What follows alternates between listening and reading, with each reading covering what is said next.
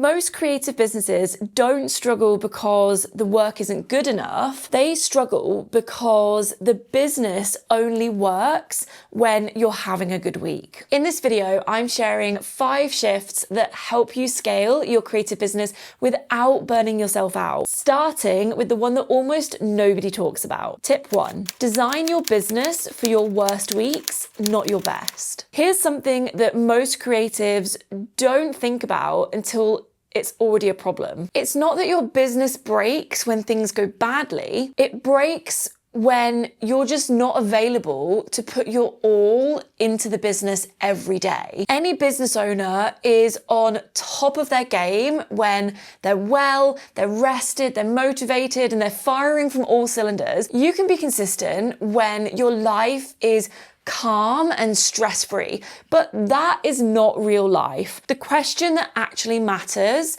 is what happens to your business when you're not at your best, when you're tired, you're sleep deprived, or something unexpected comes up, when you don't have the energy to create and post and launch or show up the way that you usually do. If everything in your creative business grinds to a halt the moment you step back, that is usually a sign that you're not utilizing your systems to the full potential. A scalable creative business isn't the one that performs best on your best weeks, it's the one that still functions on your worst weeks. And this is where a lot of creatives get stuck because they're unknowingly building a business that only works when they're constantly pushing. Their sales only happen when they're actively promoting. So momentum only exists when they're visible online constantly. And if your income drops the second you slow down, then that's exhausting because it means the business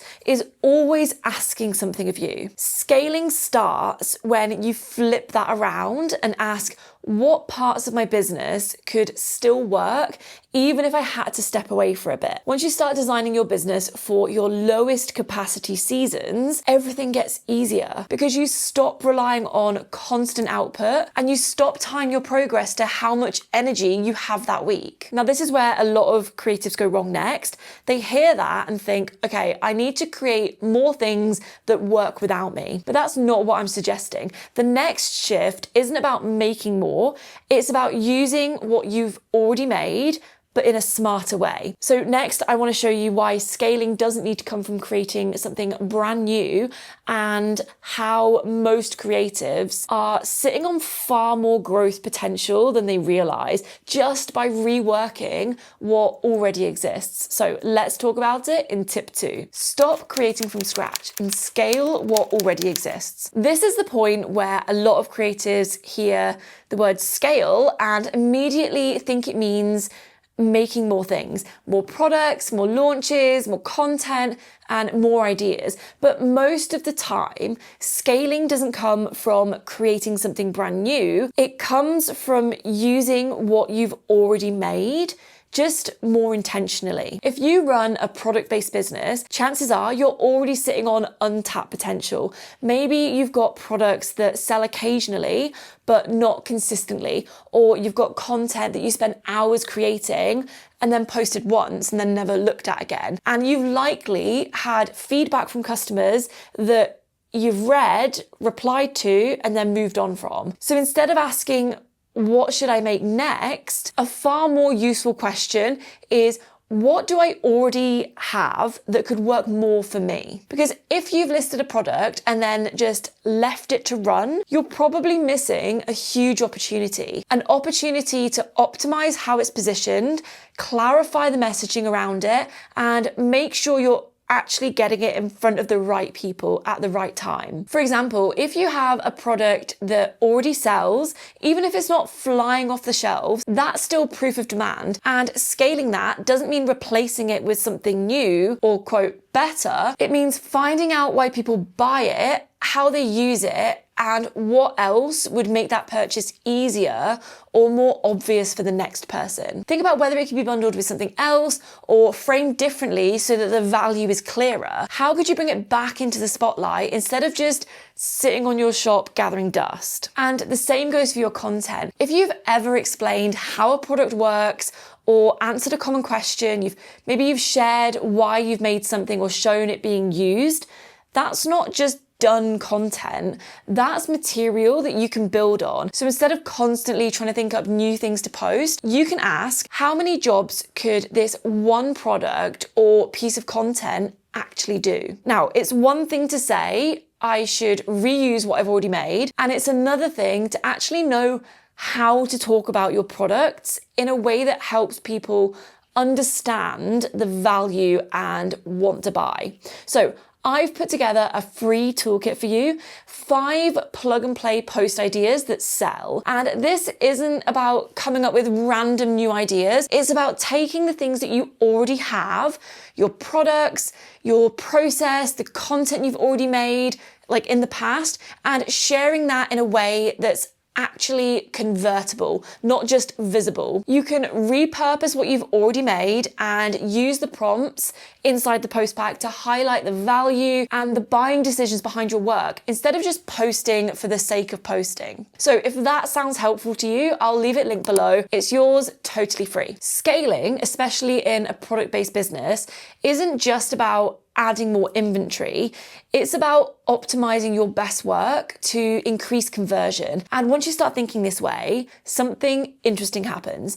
You stop feeling like growth depends on your ability to endlessly create, and you start seeing how much momentum can come from simply organizing, reusing, and optimizing what already exists. A lot of your time is going into the wrong kind of tasks. And that's where the next tip comes in, because scaling isn't about doing more work. It's about knowing which work actually moves the business forward. Separate working in the business from working on the business. One of the hardest shifts to make when you're scaling a creative business is realizing that being busy doesn't automatically mean that you're growing. A lot of the work that fills your day can feel really productive, like packing orders, replying to emails, restocking products, the stuff that keeps the business running, the maintenance.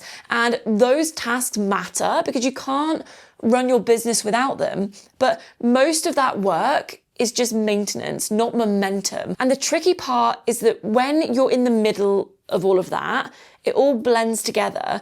You finish a long day, you've done a lot, you've felt productive, and yet the business hasn't really moved forward in any meaningful way. And that's usually a sign that most of your energy is going into working in the business, not on the business.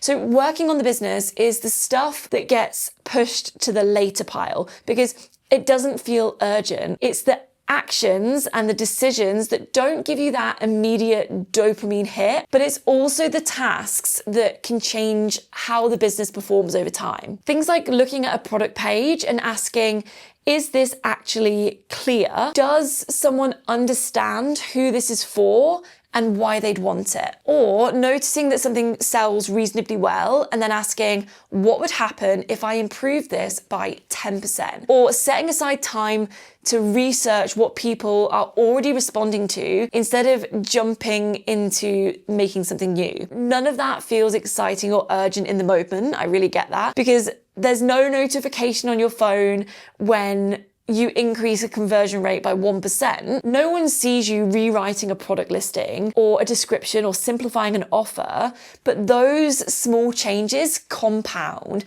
And this is where scaling actually happens, not by doing more, but by making what you already have work harder for you. And I think this is especially important for product-based creatives because it's so easy to default to, I just need to make more things, more products, more variations, and more launches. When sometimes the most effective move is to pause, step back, and improve what's already there. And if you never give yourself time to work on the business, you stay trapped in a cycle where the only way to earn more is to do more. And that's just not scalable. It's exhausting. Now, once you start spending time working on the business, you need a way to tell whether the work is actually helping. Otherwise, it just becomes another thing that you feel busy doing. So in the next tip, I want to talk about the one metric that actually matters when you're scaling and why obsessing over the wrong numbers can keep your creative business stuck. Look at the data that actually explains what's happening. For a long time, I thought I was being really diligent with my business because I was always checking my numbers. I knew how many views a video had in the first hour. I noticed straight away if a post was doing better or worse than usual. And I was paying a lot of attention to likes, comments, and engagement because those were the numbers right in front of me. What I didn't realize at the time was that I was mostly looking at numbers that made me feel good or bad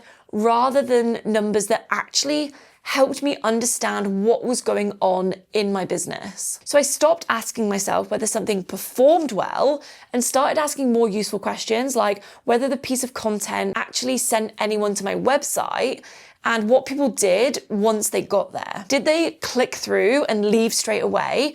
Or did they scroll, read, and then leave?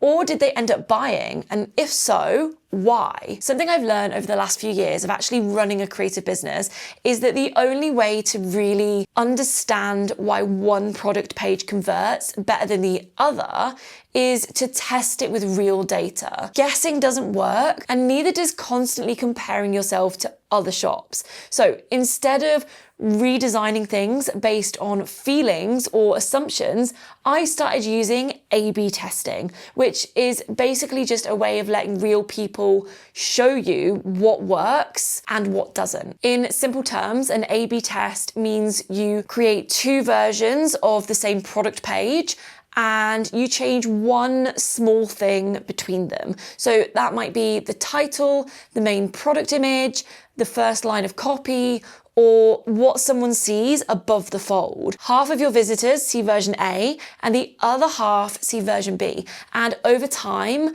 the data shows you which version actually leads to more people buying. So there's a few ways to do this depending on what platforms you use. I personally use System because it lets me test pages and offers in one place without overcomplicating things or bolting on like different third-party tools, which you often end up needing to do with other platforms. So I'll leave a link in the description if you want to explore it, because I genuinely think it's a really underutilized tool. It's where I run all of my marketing from inside my business. And I think there's a free version you can get started with. And like anything, it does take a bit of time to learn, but that time is you working on your business as discussed in the last tip. What I like about this strategy is that you're not guessing or overhauling everything at once. You're making small intentional changes and letting buyer behavior, not your opinion, tell you what's helping someone move from interested to purchase. And you would be surprised what converts. Quite often, the thing I think is going to be the lower converting option ends up outperforming my personal favorite. And that is something I never would have known without testing it. So once you start looking at the right data, something else becomes really obvious. Not everyone visiting your shop is equally valuable to your growth. And that leads to the next shift that most creatives make when they're trying to scale. Scale by serving repeat buyers, not chasing new ones. One of the biggest shifts that made scaling feel lighter for me was realizing that growth doesn't actually come from constantly convincing brand new people to buy from you. If every new sale depends on someone discovering you for the first time, trusting you for the first time, understanding what you do for the first time, or deciding to spend money with you, your business will always feel like it's asking a lot from you. What changed things for me was putting more attention on the people who already knew my work, who already bought something and already trusted that what I made was worth paying for. Because the easiest sale is almost always the second one. Not in a manipulative way, but just a human way. Someone who's had a good experience with you doesn't need convincing in the same way that a new person would. They don't need as much context because they're not wondering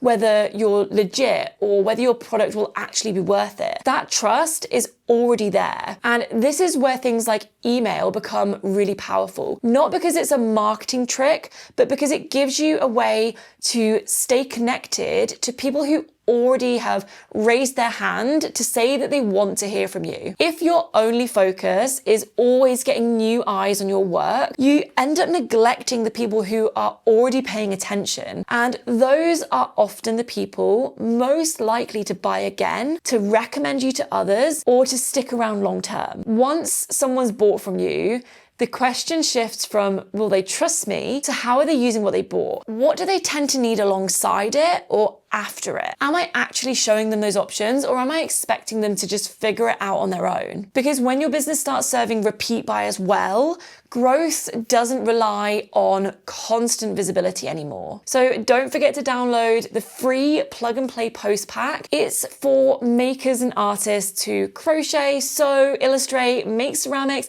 any type of creative business that wants to see how to structure your posts in a way that leads to sales. And it's yours totally free. I'll leave it in the description below. I have barely scratched the surface here. There were so many other things that I wanted to include in this video, but instead of rushing through them, I've made this into a part 2 series. So in my next video, I'm sharing 5 more shifts that help you scale your creative business without burning yourself out. And if this one's resonated with you, you definitely want to watch that next. You can click right here to watch.